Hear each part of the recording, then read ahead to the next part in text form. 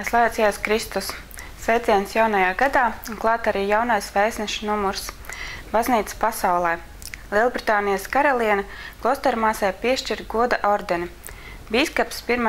janvārī adresē vēstuli priesteru mamām. Ukrainā izdots ceļvedis ieslodzījuma vietu darbiniekiem. Uzņemta dokumentāla filma par Gvadelupes dievmātes parādīšanos.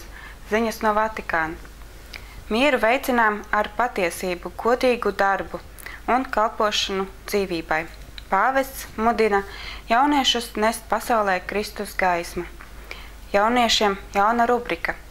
Paļauties uz Dievu, katoļiem noderīga viedtālruņa aplikācija. Špikošana, vai tas ir ētiski? Jaunā filma Hobits, negaidīts ceļojums, stāsts par mazajiem ļaudīm. Aktuāli. Kā iekustināt draudzes dzīvi, ko Dievs no mums vēlas. Pārdomām Abrahams dodas ceļā, 3. turpinājums. Dzīves stāsts, kas iedvesmo, mans spēks nespēkā varans parādās. Rubrikā Vecākiem par bērniem, vadmotīvi vecākiem bērnu audzināšanā. Nepazudīsim, jo turamies pie rožakuņa, raksts par jauno Mariju. Jautā lasītājs, kāpēc kavējas lūkšanu grāmatu izdošanu? Fotoreportāžā ieskats brīnišķīgajā Madonas draudzes vecā gada ballē. Ziņas īsumā. Arhibīskaps aicina nosargāt Eiropu no 3. totalitārisma. Balva par labestību un pacietību. Olainas draudzes izveido Karitas grupu. Sludinājumi.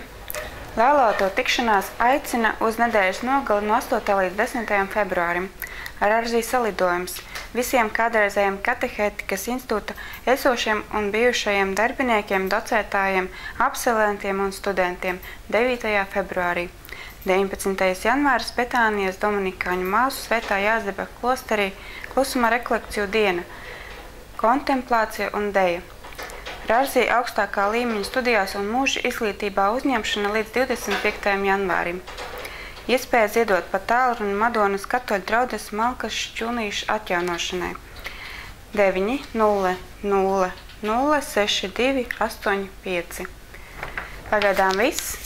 Svētīgu šo laiku līdz nākamajam numuram.